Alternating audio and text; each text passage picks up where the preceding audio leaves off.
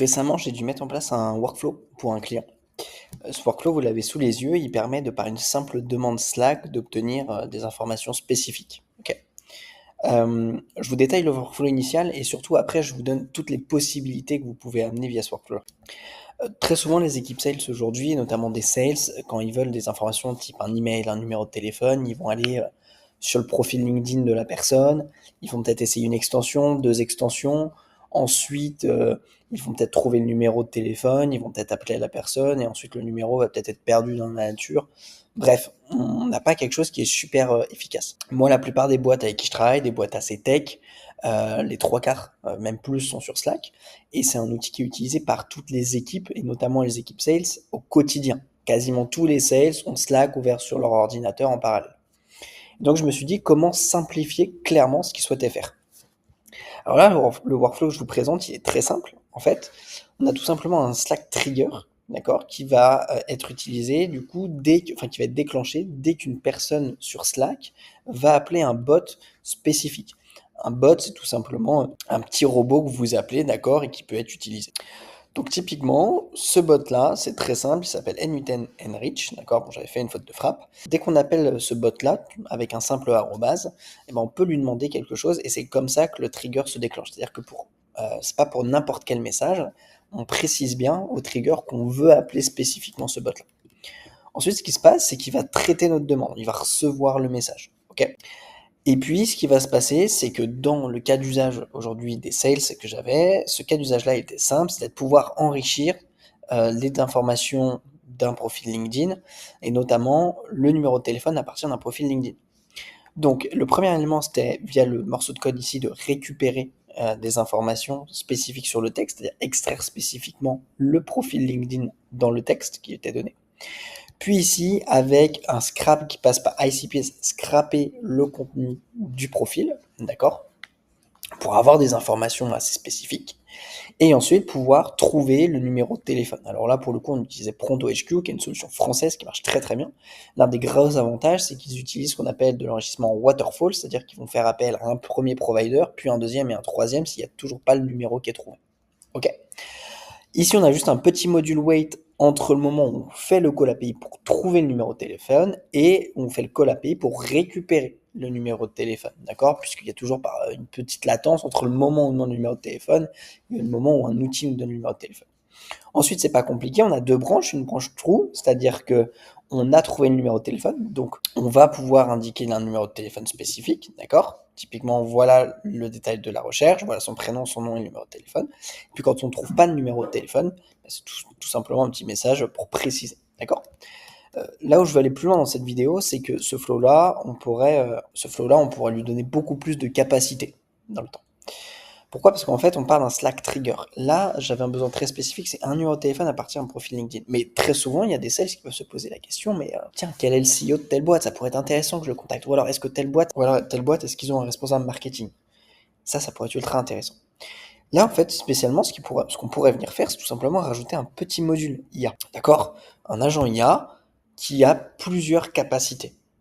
Et on pourrait tout simplement lui dire, ok, bah, dans ce message, première étape, détecte si la personne elle a besoin d'enrichir un numéro de téléphone, si la personne elle a besoin de trouver un profil LinkedIn, si la personne elle a besoin de trouver une personne à partir de certains critères, si une personne elle a besoin de trouver tel ou tel élément. Et donc à partir de ça, finalement, on peut à travers Slack faire de Slack une plateforme pour les sales qui leur permet d'aller chercher des informations au compte-gouttes quand ils ont besoin. Ok? Et la dernière étape, ça consiste tout simplement aussi à venir updater tout simplement les informations qu'on peut avoir sur une personne sur votre CRM. C'est-à-dire que typiquement le numéro de téléphone qu'on vient de trouver ici, on pourrait envoyer le message Slack, il pourrait être stocké sur Slack, le sales pourrait contacter, mais il n'y aurait pas spécialement de mise à jour peut-être sur le CRM. Ce qu'on pourrait faire automatiquement, c'est tout simplement un appel API vers HubSpot, d'accord? Notamment sur la partie contact, ce que vous pouvez voir ici dans CRM. Hop, CRM, et notamment sur la partie contact juste ici, il y a deux options. Soit on va d'abord chercher si le contact existe avec Retrieve Contact, d'accord? On va mettre un ID, Leur numéro de téléphone, c'est un ID. Un profil LinkedIn, c'est un ID. Théoriquement, c'est des choses qu'on n'a pas en double.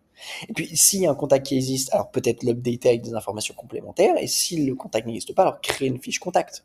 Et tout ça, on peut le faire en automatique sans que le sales ait besoin de le faire. C'est-à-dire qu'au moment où il va vouloir se connecter sur le CRM, ben, il va avoir cette personne qui va être déjà créée, qui va être déjà opérationnelle.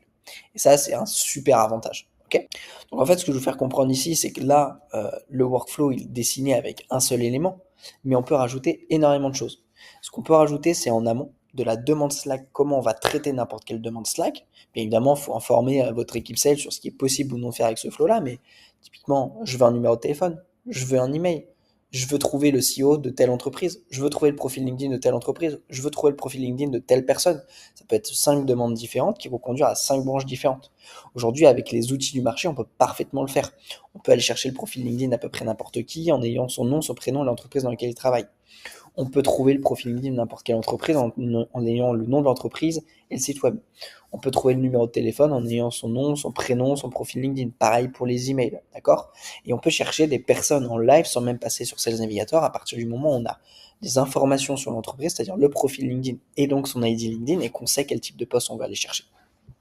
Donc ces types de workflow-là, moi personnellement, pour les avoir implémentés en implémentant de plus en plus pour mes clients, je pense que c'est vraiment l'avenir sur la partie support sales, sur des actions one-shot. Ils ont toujours besoin de data annex, même si vous avez les systèmes les mieux construits, parce qu'il y a des besoins ponctuels. Et c'est le genre de workflow qui peut clairement aider votre équipe sales. Ils ont juste à appeler un bot, ils ont juste à exprimer clairement ce qu'ils veulent en langage naturel. Ensuite, l'IA traduit ce langage naturel-là par une demande spécifique. Trouver un numéro, trouver un email, trouver le profil LinkedIn d'une personne, trouver le profil LinkedIn d'une entreprise. Et ça va déclencher des flows spécifiques avec des réponses spécifiques et le tout en quelques secondes pour la sales. Voilà. Je trouvais ça intéressant de faire une vidéo sur ce sujet-là parce que c'est un petit peu des workflows annexes qui sont pas directement liés à de l'acquisition mais qui sont pourtant super importants et qui fonctionnent très très bien. C'est typiquement ce qu'on vient mettre en place nous aujourd'hui chez nos clients avec mon agence Prosbetter. On vient aider toutes les boîtes, surtout des boîtes tech, B2B, des agences aussi, à aller chercher plus de clients avec les bonnes méthodes d'acquisition. Alors ça passe bien évidemment par les bons outils à utiliser, mais aussi par les bons process, les bons workflows. Et on vient créer ce qu'on appelle une sales machine, c'est-à-dire un ensemble d'outils et de process qui vont travailler entre eux de manière automatique ou semi-automatique pour permettre d'aller chercher plus de clients tous les mois, de manière efficace, de manière prédictible, et qui va aussi vous permettre d'aller limiter tous les freins que vous pouvez avoir, notamment sur des gestions CRM ou sur des besoins sales annexes, où là, un sales irait perdre peut-être 4-5 minutes pour chacune de ces actions-là, alors que ça peut être réglé en une dizaine de secondes avec un workflow automatique. Voilà, dans tous les cas, moi, ce que je vous propose, si vous avez des sujets de ce type-là, vous souhaitez échanger sur ce qui est possible de mettre en place pour votre boîte, de réserver un petit appel sur le lien qui est juste en dessous de cette vidéo.